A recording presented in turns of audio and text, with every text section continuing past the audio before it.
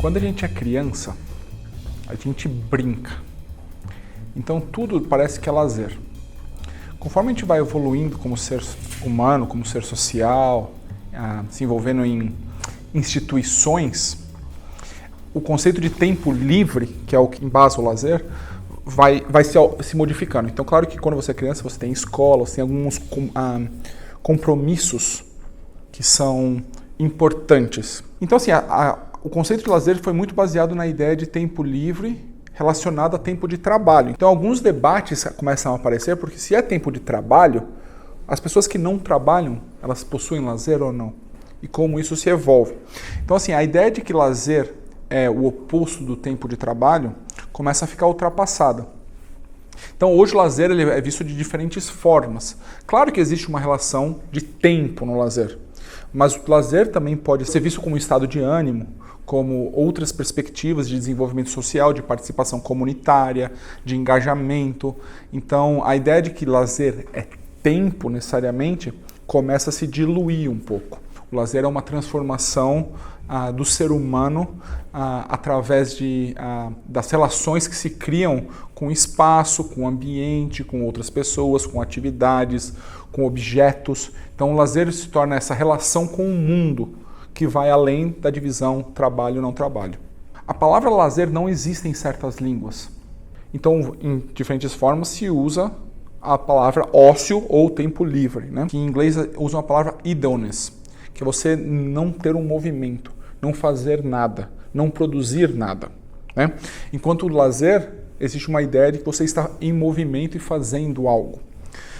Agora, essa definição também não é muito correta, porque se você for pensar, a gente transforma a palavra lazer em um conceito neoliberal de ter que produzir algo, de ter que fazer algo. Então, muita gente prefere o uso da palavra ócio como a liberação da ideia de ser continuamente produtivo. Como o lazer tem que estar sempre produzindo e consumindo, produzindo e consumindo. E como que a gente pode, talvez, quebrar essa concepção, e o ócio entra nessa parte do não necessariamente estar relacionado à ideia de consumo. Quando as sociedades foram se desenvolvendo em termos da pós-revolução industrial, né, a ideia de que existia o trabalho e existia o tempo de não trabalho, que na verdade era você se recuperar para voltar ao trabalho. Ou seja, a ideia de constante produção. Então, o seu tempo livre, o seu tempo de lazer, era aquele tempo que você se recuperava para poder produzir e trabalhar mais. A ideia de lazer como direito humano é a ideia de que o lazer pode contribuir para a sua formação e seu desenvolvimento.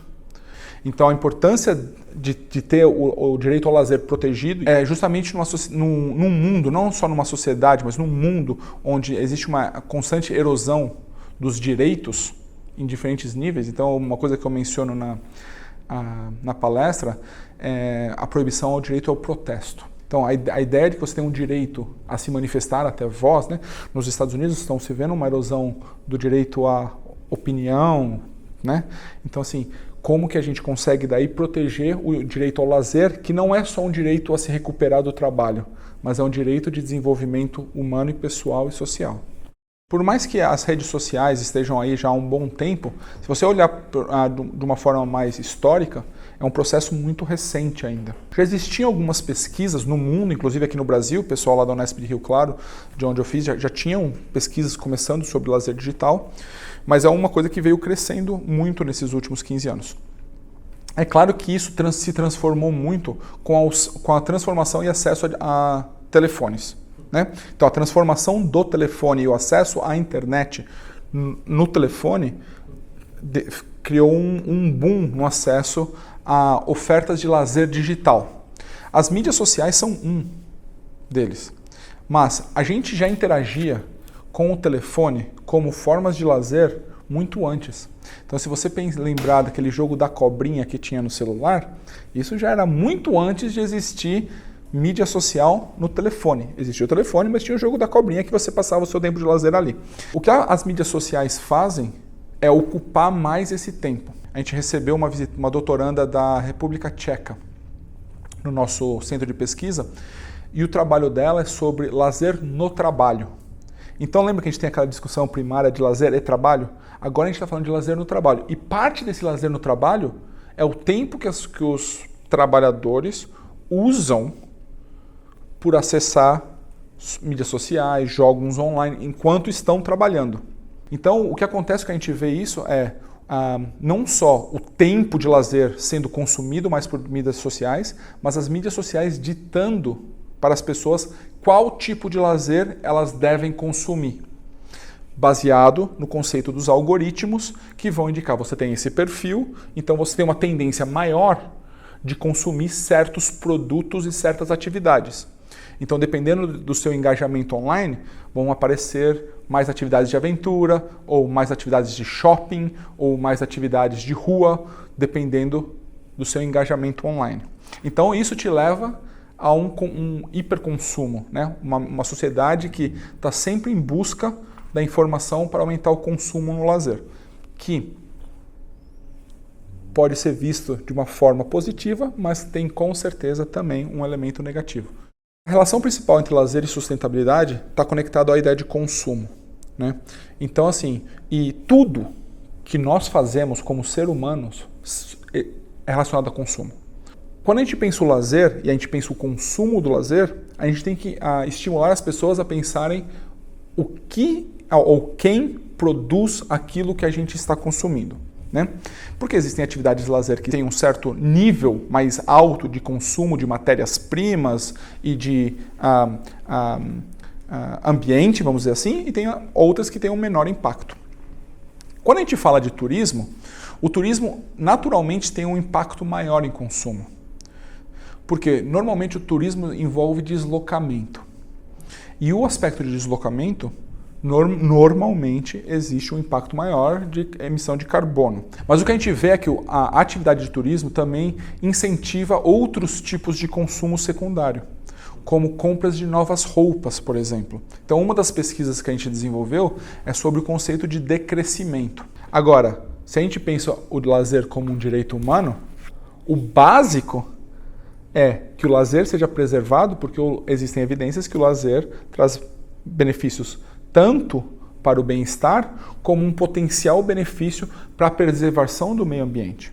Então a gente volta àquela ideia de que o lazer ele pode ser aquele tempo em que as pessoas fazem atividades que as tornam melhores através de desenvolvimento social, educativo, etc., mas que ao mesmo tempo não estão consumindo coisas que estariam prejudicando o meio ambiente.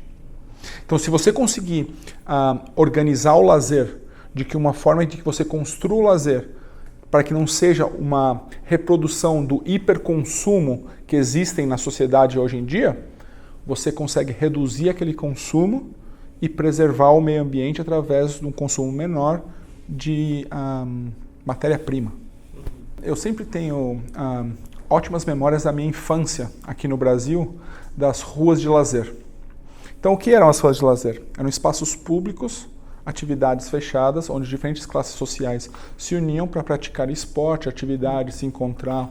Então, essas ruas de lazer, esse uso do espaço público para educar as pessoas sobre a possibilidade de usar o tempo de lazer fora de um shopping center e em contato com a natureza, em contato com o meio ambiente, em contato com outras pessoas, pode levar a uma consciência ambiental que vai alterar o comportamento dessa criança, desse jovem, quando se tornar adulto. Eu gosto muito da ideia de um tripé entre política pública, desenvolvimento comunitário e lazer. Uma das coisas que a gente precisa educar nas universidades, na escola, quais são as formas que essas pessoas podem entrar em contato com o poder público.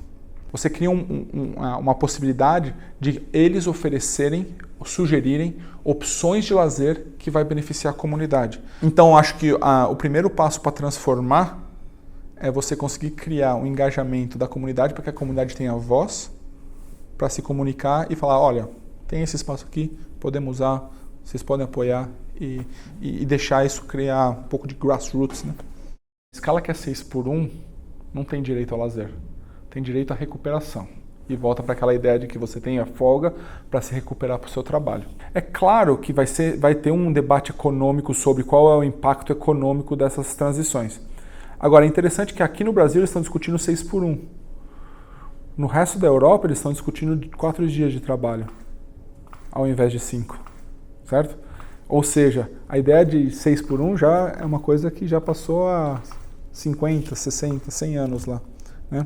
E lá estão pensando, ok, para que a gente tenha uma sociedade mais feliz, porque uma sociedade mais feliz você vai ter um custo menor no sistema público de saúde, uma sociedade mais feliz você vai ter pessoas produzindo de forma mais feliz o que se precisa se consumir. E lá também se discute a ideia de um salário universal, né? Que é a opção de todo mundo vai receber um salário igual, e depois o que você trabalha você recebe acima disso, certo? Então existem alguns aspectos discutindo diferentes formas de trabalho no futuro. Agora, quando eu era jovem, me prometiam que eu não ia trabalhar. Me prometiam que ia ter robô para tudo e você ia ter um monte de tempo livre. E o que se vê hoje em dia é uma situação quase oposta a isso. Né? As pessoas trabalham mais para poder consumir mais. Né? E esse consumo é forçado goela abaixo pelos sistemas que produzem o que se produz, seja mídia social, seja mídia tradicional, seja lá o que for. Né? Me surpreende, morando fora, de certa forma, o quão resistentes são as pessoas para a mudança da escala de trabalho 6x1 no Brasil. Me surpreende. E eu já estou fora há quase 20 anos do Brasil, então é algo que, de certa forma, é interessante, mas de certa forma é surpreendente, porque é difícil você pensar que as pessoas não conseguem ver os benefícios sociais, humanos, de uma troca de regime de trabalho. Eu acho que a gente vive uma sociedade exausta, para falar a verdade. E é uma sociedade exausta por muitos motivos. E isso é uma coisa que não é só no Brasil. Então, o que acontece no Reino Unido hoje em dia é que as pessoas trabalham no que eles chamam de 0 horas de contrato. Então, elas não são registradas para um trabalho de 35 horas ou 40 horas. Então, você pode trabalhar quantas horas quiser. Isso está levando as pessoas a trabalharem 40, 50, 60, 70 horas por semana. E daí você cria uma sociedade que está exausta, certo? E daí uma sociedade exausta leva a um grande índice de doenças, de problemas com saúde mental. Você vê uma sociedade que você tem um aumento de pessoas que pedem para parar de trabalhar ou se demitem. Você vê uma série de pessoas que trocam o tipo de trabalho, né? Que tinham uma carreira e daí não querem seguir aquilo mais porque aquilo está desgastando relações familiares, relações com crianças, relações com a sociedade ao entorno. Quanto mais você aumenta o consumo, e quando eu digo consumo, é consumo econômico, mais você força o povo a trabalhar. Quanto mais você força o povo a trabalhar e ganhar para aquilo, mais você pode causar problemas sociais. E você entra num ciclo meio vicioso. Se você for pensar 30 anos atrás, 40 anos atrás, quais eram os gastos que as pessoas tinham? E quantos novos gastos apareceram na nossa conta bancária que não existiam 30, 40 anos atrás? Netflix não existia. Né? Então existe uma série de outros tipos de consumo que começam a aparecer nas contas bancárias. E é claro que eu estou falando da população classe média alta. E existe a importância de você pensar que a sociedade tem diferentes camadas sociais e tem quem está pagando pela inflação causada pelos outros. Então, um dos problemas das classes mais baixas é que elas pagam o preço de uma inflação causada por classes mais altas. Né? Porque se você for pensar em oferta e demanda, quanto mais se consome nas classes mais altas, mais existe demanda. Mais existe demanda, normalmente os preços sobem. Se os preços sobem, a camada mais baixa paga mais caro. Eu acho que um dos principais problemas é o isolamento social que existe. Então, crianças de classe média brincam com crianças de classe média, crianças de classe alta brincam com crianças de classe alta, crianças de classe baixa brincam com classe baixa. Não existe uma ideia de que a minha filha vai na escola, ela tem crianças de classe alta, média e baixa na mesma classe. Então ela consegue entender as dificuldades, problemas, privilégios de diferentes crianças, certo? Então o que eu espero de uma criança que interagiu com diferentes classes sociais é que quando ela cresça, ela se preocupe com as crianças de diferentes classes sociais ou com pessoas de diferentes classes sociais. Quanto mais você isola as diferentes classes sociais, aquelas crianças só entendem as dinâmicas econômicas, políticas, de lazer daquela classe. Ou seja, a classe social média alta, quais são as opções de lazer dela? Normalmente são cheias de segurança, cheias de muros, normalmente shopping centers ou atividades que são altamente protegidas e que levam a maior consumo, né? De linhas gerais. E daí você tem uma outra classe que é banida desses espaços, né? E daí quando você vê fenômenos como o rolezinho de shopping acontecer, que causa pânico nas classes médias e altas, as pessoas reclamam do comportamento daquela classe que na verdade passou por um certo período de marginalização. Então, quanto mais você consegue fazer com que as diferentes classes sociais interajam de uma forma positiva que o lazer pode trazer, mais chance você tem de que o capital social, ou social capital, que é um termo usado bastante, se desenvolva em diferentes formas. E daí o lazer consegue contribuir para diminuir a desigualdade. Não resolve, porque o que resolve é distribuição de renda.